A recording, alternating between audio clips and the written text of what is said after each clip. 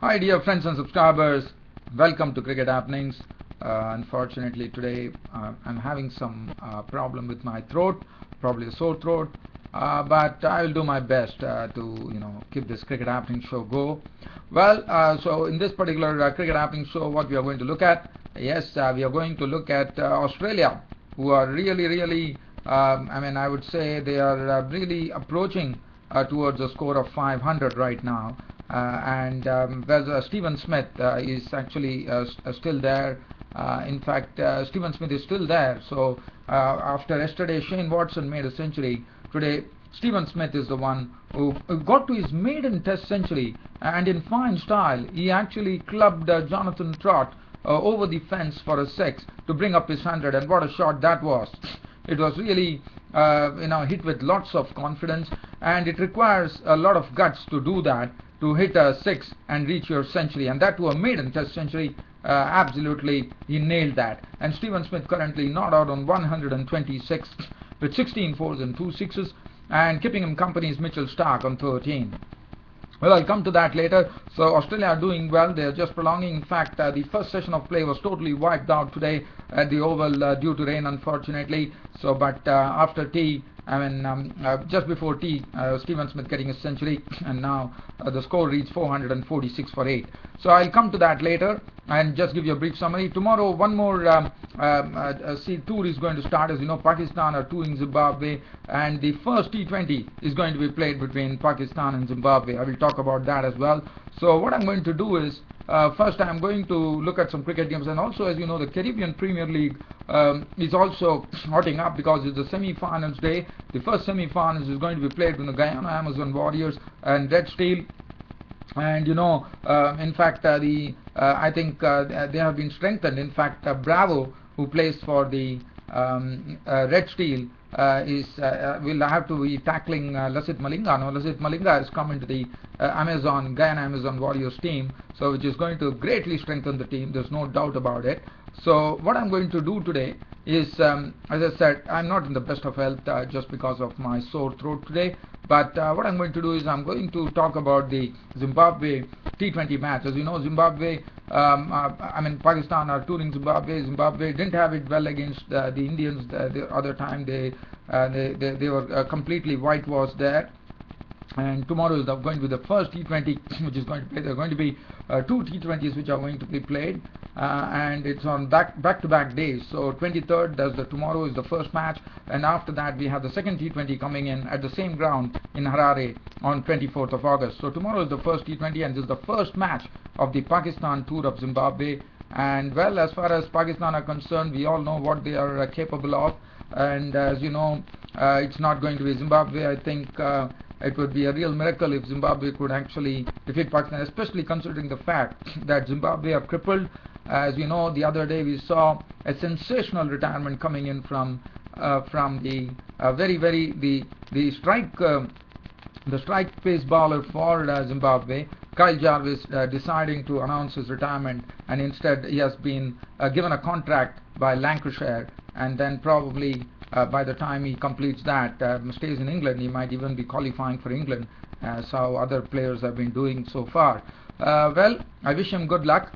So that is something I think, that is something which would have really demoralized the team, because he was one of those vital cogs for Zimbabwe. And as far as Zimbabwe are concerned, well, they have some useful exciting players coming in. Now the problem has been for Zimbabwe that Vusi Sibanda and Hamilton Masakadza are an aggressive opening pair, but unfortunately they have not been able to fire, even though they struggled against India as well, which was not good to see, and then they couldn't get lots of runs, so that is something that they have to really get it rectified. Sikandar Raza on his he has his highest score against India, so that would have given him lots of confidence, and I'm sure he will bring that confidence into the fourth when he plays against Pakistan. Now Pakistan, one remembers that Sikandar Raza was born in Pakistan, so he's going to be playing against Pakistan, so that would be something Sikandar Raza would be just waiting for.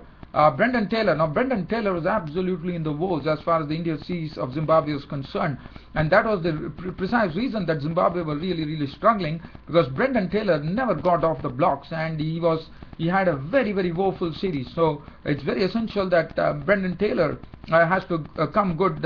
In the meanwhile, I see that Australia have lost their 8th wicket here. They have just lost Mitchell Starc, who has been clean bowled by Graham Swan for 13 with 1 boundary, and right now I see Stephen Smith is not out, 128 with 16 fours and 2 sixes, 449 for 8 is the Australian score. I'll come back to that later.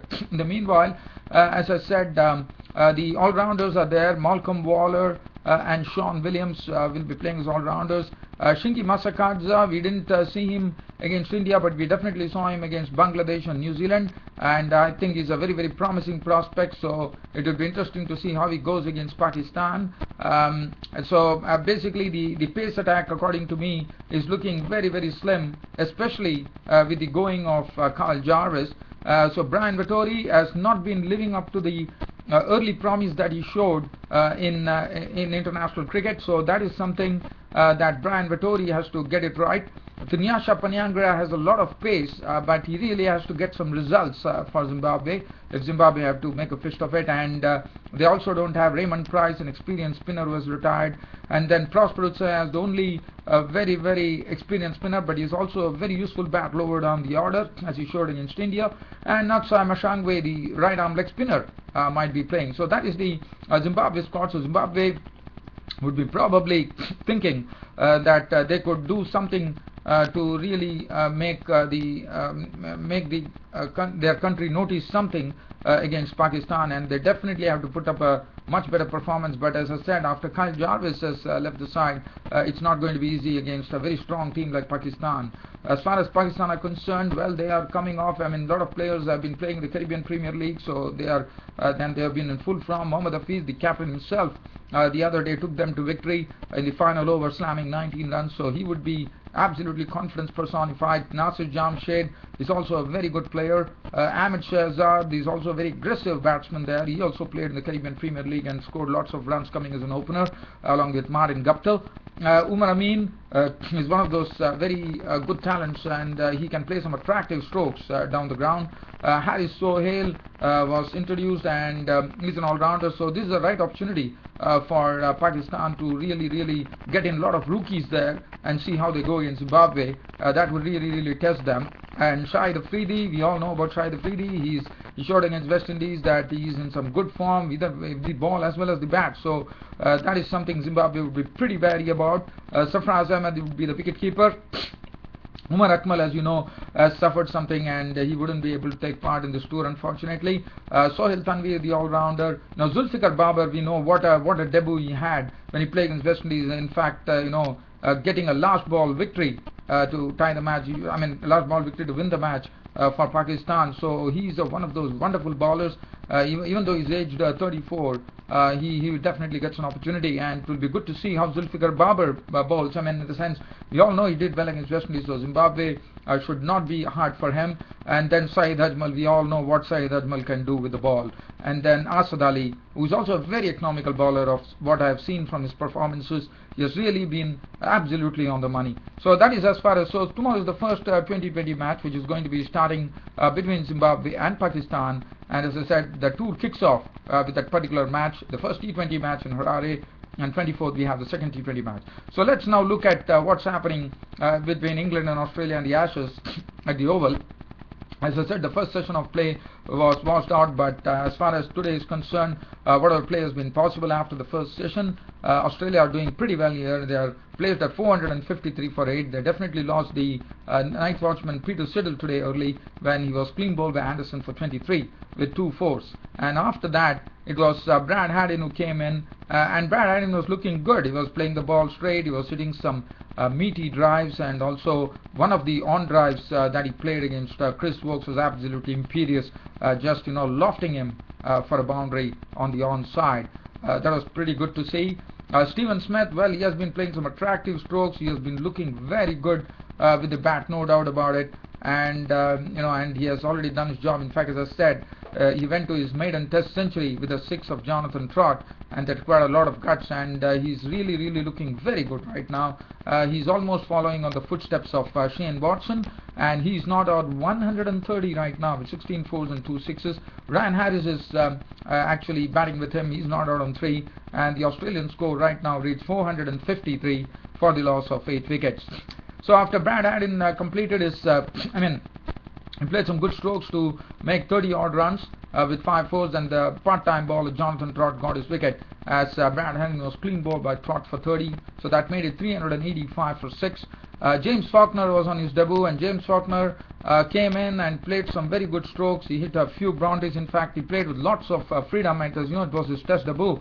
And after his test debut, this is something probably a rare occurrence in Test cricket, but it happened. It was a debutant getting a debutant's wicket. In fact, Chris Woakes of England got his maiden wicket there by actually making Faulkner go for a shot which he couldn't keep it down, and Trott just inside the fence took the catch by running and taking the catch very well. But the dismissal read James Faulkner caught Trott. James Faulkner, the debutant from Australia, caught Trott, bowled by Woakes, Chris Woakes, the England debutant, and it was a rare occurrence. Caught Trott, bowled Woakes. So debutant, Faulkner falling to the debutant to give him his maiden wicket. Chris Woakes 23 with 4 boundaries. So that made the score 422 for 7. And after that, as I said, Mitchell Starc was just out, clean bowled by Swan for 13. So Stephen Smith is moved on to 131. Ryan Harris has just hit a 6. So let's go and see what happened. As Ryan Harris has just clubbed a 6, and it looks like Australia have to go for runs here, because after seeing Ryan Harris club a 6, in fact, what a shot from Ryan Harris. It was he just went full pitch, in the sense he went to the full pitch of the ball and heaved it straight over wide long on for a huge 6. And right now Australia, as I said, this pitch is playing through. There's not much into this pitch, so it is very essential for Australia to really reach that 500 mark. Just a psychological figure. With as I said, there's only two more wickets to go, and Stephen Smith, as I said, is playing his part. Not out 131, 16 fours and 2 sixes, getting on to his maiden Test century. He truly deserved that. He really gave some good support to Shane Watson yesterday, and today he has done what Shane Watson did, and it is very refreshing to watch the Australians, Stephen Smith, get on to a century. He has been playing, but he has not been getting any substantial scores, but he chose the day today, and what a day to choose, and what a way to get to his maiden Test century, by slamming a 6 for the bowling of Jonathan Trott. So right now, as I'm speaking, well, I'm going to leave you, dear fans and subscribers, with this update. So Australia currently are placed at 462 for 8. Stephen Smith is 132 not out with 16 fours and 2 sixes, and Ryan Harris is looking good. Just hit a 6 for the bowling of Graham Swan, not out on 10 of 9 balls. Well, I'm not going to get into any other details. Unfortunately, I'll be leaving you, dear fans and subscribers. I'll be meeting you tomorrow on my next Cricket Happening show, but let me see how many overs are left and for close of play.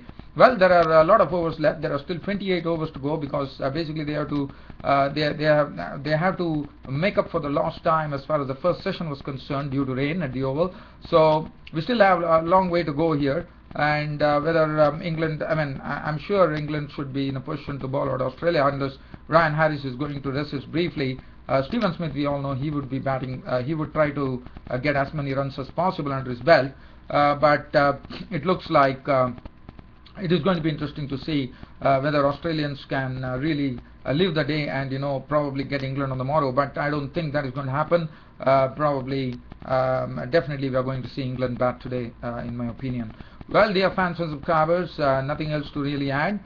Just with this live cricket update coming in from the Oval on the second day's play, and also with the Pakistan tour of Zimbabwe kicking off tomorrow, the first T20 match at Harare Sports Club. Your host Ram is wanting to end the show right now, but as usual, your Cricket Happening show would be there tomorrow when I bring you the updates on both these matches.